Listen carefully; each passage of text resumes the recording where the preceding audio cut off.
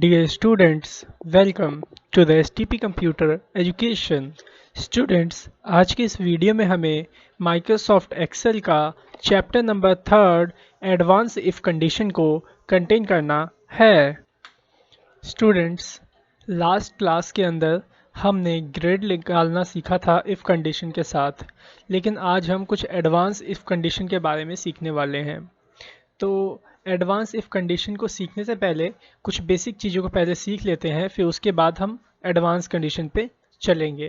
तो याद होगा आपको ये कट कॉपी पेस्ट जो टैब है आपका एक्सेल का, ये मैंने आपको पहले भी करवा रखा है माइक्रोसॉफ्ट वर्ड में। ये कट कैसे होता है, कॉपी कैसे होता है, पेस्ट कैसे होता है, आई थिंक ये आपको आता ही होगा। एक बार मैं आपको रिवाइज करवा देता हूँ फॉर्मेट पेंटर को कि फॉर्मेट पेंटर क्या होता है। जैसे कि देखिए, मैंने इस सेल के अंदर नाम लिखा अमित, और इसको मैं थोड़ा डेकोरेट कर देता हूँ। जैसे कि यहाँ से देखिए, इसे बोल्ड कर दूंगा, इटैलिक कर दूंगा या अंडरलाइन लगा दूंगा। ठीक है, क्योंकि ये सारी चीज़ें आपको वर्ड में करवाई गई है और आपको ये अच्छी तरह से आती भी होगी। इसे सेलेक्ट करो, यहाँ से इसका स्टाइल चेंज कर दो कुछ इस तरह से। देखिए, जैसे मैंने ये कर दिया सेंचुरी गॉथिक इस तरह का। इसका कलर चेंज करना होगा तो आप कैसे कलर चेंज करोगे, यहाँ से देखिए आप इसका कलर भी चेंज कर पाओगे। इसके बैकग्राउंड में कलर करना है, सेल के बैकग्राउंड में, तो यहाँ से आप हाईलाइट कर दोगे। देखिए कुछ इस तरह से। ठीक है, मैं चाहता हूँ जो ये सेल है इसके चारों तरफ बॉर्डर लग जाए, तो आप क्या करोगे, यहाँ आओगे बॉर्डर पे और यहाँ पे आउटसाइड बॉर्डर को सेलेक्ट कर लोगे, जिससे कि देखिए इसके चारों साइड में बॉर्डर लग जाएगा। अगर देखिए मैंने कई सारे सेल्स को सेलेक्ट किया और यहाँ पे ऑल बॉर्डर कर दूंगा, तो क्या होगा, जितने भी सेल होंगे उसमें बॉर्डर्स कुछ इस तरह से आ जाएंगे और ये एक तरीके का टेबल का रूप ले लेगा। ठीक है, आई थिंक आपको समझ में आया होगा बॉर्डर। अगर मैं इसे हटाना चाहूँ तो सेलेक्ट करूँगा और नो बॉर्डर पे क्लिक कर दूंगा, जिससे बॉर्डर हट जाएंगे। अगर मैं आउटसाइड बॉर्डर करूँगा तो इसके चारों तरफ बॉर्डर लग जाएंगे। आया आपको समझ में? टॉप बॉर्डर चाहिए तो टॉप बॉर्डर आएगा। ये सब मैंने आपको करवा रखा है। अगला है थिक बॉर्डर। तो थिक बॉक्स बॉर्डर पे क्लिक करोगे, थोड़ा थिक बॉर्डर आएगा आपको यहाँ पे। ठीक है, कुछ इस तरह से। ठीक है, double bottom double border click करो तो नीचे डबल बॉर्डर आ जाएगा। देखिए कुछ इस तरह से स्टाइलिश रूप एक देने के लिए ऐसा बॉर्डर आपके पास आ जाएगा। तो बॉर्डर कई तरीके के हैं, आप इसे करके देखिएगा, आपको समझ में आ जाएगा। ठीक है, अब जैसे मैंने यहाँ लिखा दिलीप। ओके, अब मैं चाहता हूँ जिस तरह से ये अमित लिखा हुआ है उसी तरह से दिलीप भी हो जाए, लेकिन बिना यहाँ से कुछ चेंजेस किए। जैसे बोल्ट भी नहीं करूँगा मैं, यहाँ से इटैलिक भी नहीं करूँगा, तो कैसे होगा? फॉर्मेट प्रिंटर का हम इसमें यूज़ करने वाले हैं। तो कैसे होगा, पहले आप अमित को सिलेक्ट करोगे, फॉर्मेट प्रिंटर पे क्लिक करोगे और दिलीप पे ले जाके पेस्ट कर दोगे। तो कुछ इस तरह से आप डिज़ाइन को कॉपी पेस्ट कर पाओगे फॉर्मेट प्रिंटर के थ्रू। ठीक है, यहाँ से आपको पता ही है कि फॉन्ट साइज़ इंक्रीज़ होता है और डिक्रीज़ होता है। यहाँ से भी इंक्रीज़ और डिक्रीज़ आप कर सकते हो, ये आपके ऊपर डिपेंड है। ठीक है, अगला देखिए ऑप्शन आता है अलाइनमेंट का। आपने सीखा होगा माइक्रोसॉफ्ट वर्ड के अंदर कि 4 टाइप्स की अलाइनमेंट होती है, लेफ्ट, राइट और सेंटर जस्टिफाई।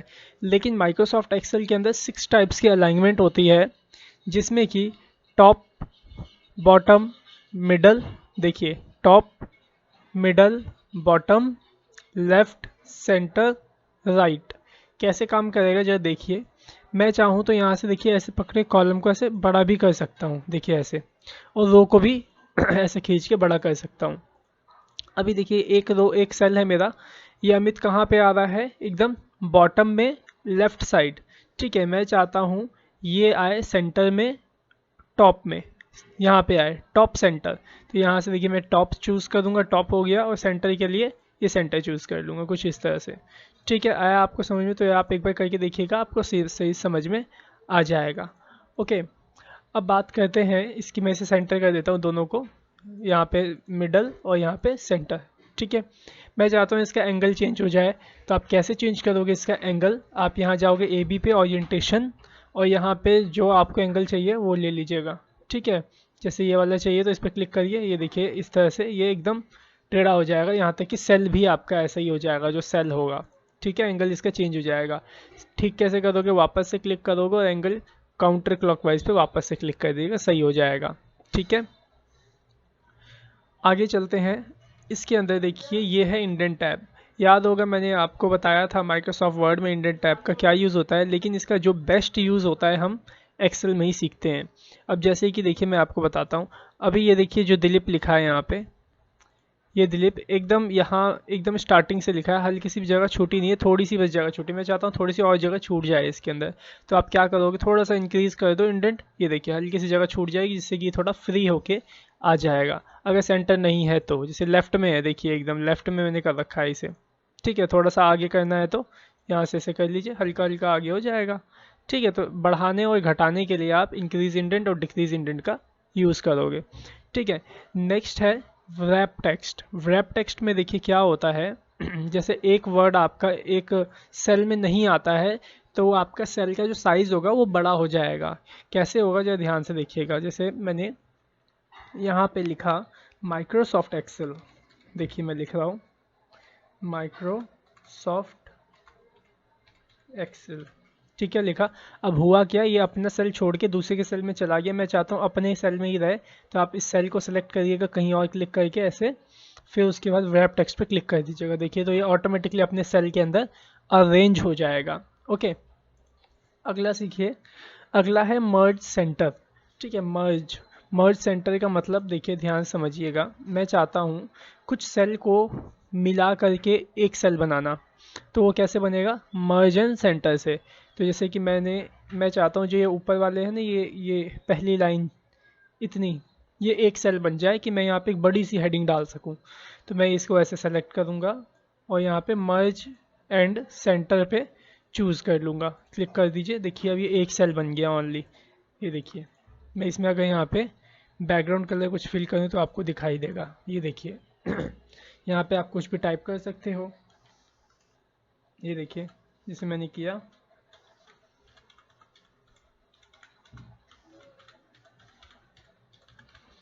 ठीक है। अब इसको आप बॉटम में ये मिडल कर लीजिए, ये देखिए बड़ा कर लीजिए साइज़ यहाँ से। याद रखिएगा इसमें शॉर्टकट की काम नहीं करेगी, कंट्रोल शिफ्ट ग्रेटर देन।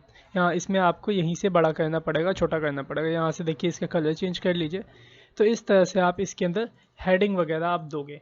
ठीक है, इस तरह से जैसे मैंने अभी बताया, मर्ज करके कई सारे सेल्स को, देन उसके बाद आप हेडिंग देके उसमें टाइप कर पाओगे ओके, तो चलिए आगे सीखते हैं। इसके अंदर और ऑप्शन है मर्ज अक्रॉस। ठीक है, मर्ज अक्रॉस का मतलब क्या होता है, जैसे देखिए मैंने कुछ यहाँ पे ऐसे सेल्स को सिलेक्ट किया।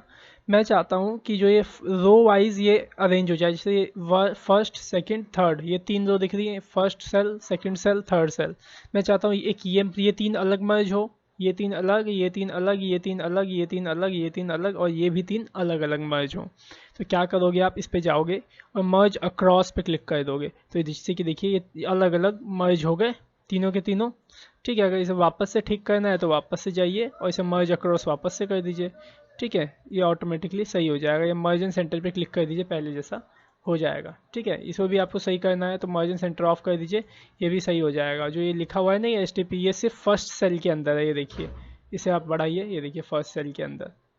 ठीक है, सेकंड सेल ये रहा आपका।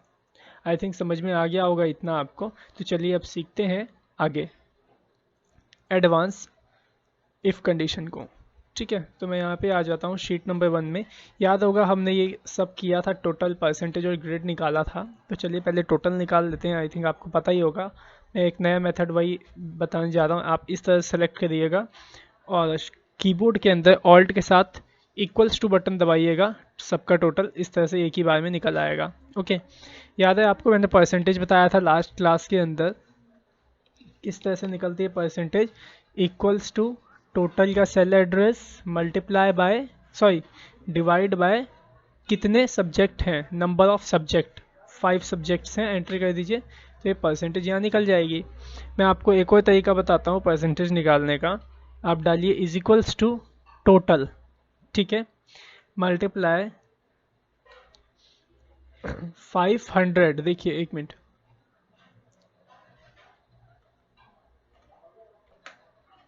ये देखिए दोस्तों, इज इक्वल्स टू टोटल का सेल एड्रेस मल्टीप्लाई 100 यहाँ पे हम क्यों डाल रहे हैं, इसलिए डाल रहे हैं क्योंकि जो हमारे सब्जेक्ट हैं पर सब्जेक्ट वो 100 मार्क्स के हैं। ठीक है, 100 को डिवाइड करेंगे टोटल मार्क्स से, जैसे कि हिंदी का 100, इंग्लिश का 100, मैथ का 100, साइंस का 100 और एसएसटी का 100, तो टोटल मिला के कितने हो गए 500। तो इसे हम 500 से डिवाइड कर देंगे एंड एंटर करेंगे तो भी परसेंटेज आपकी निकल जाएगी। या तो आप ऐसे कर लो, टोटल डिवाइड बाय 5 जितने नंबर ऑफ सब्जेक्ट्स से, ये आपको इजी लगे तो ये कर लो, नहीं तो ये वाला इजी लगे तो ये कर लो।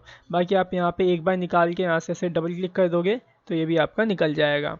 ठीक है, आई थिंक समझ में आ गया होगा। परसेंटेज भी निकालना दोबारा से। अब देखिए ग्रेड हमें वापस से निकालना है। ग्रेड में अब मैं कंडीशन लगाने वाला हूँ कुछ अच्छी सी। देखिए मैं चाहता हूँ जो बच्चा 80 से अबव आए उसको क्या मिले, ए ग्रेड मिले। ठीक है, जो बच्चा 60 से अबव आए उसको मिले बी ग्रेड। ओके, मैं चाहता हूँ जो बच्चा 50 से अबव आए उसको मिले सी ग्रेड। ठीक है, और जो 50 से बिलो आए, जो 50 से लेस आए, कम आए, उसको मिले डी ग्रेड। अब हमें इतनी सारी कंडीशन लगानी है एक ही बार में। हमने तो लास्ट क्लास में सीखा था कि इफ़ कंडीशन में ए और बी बस कैसे निकालते हैं, सी और डी का नहीं पता था।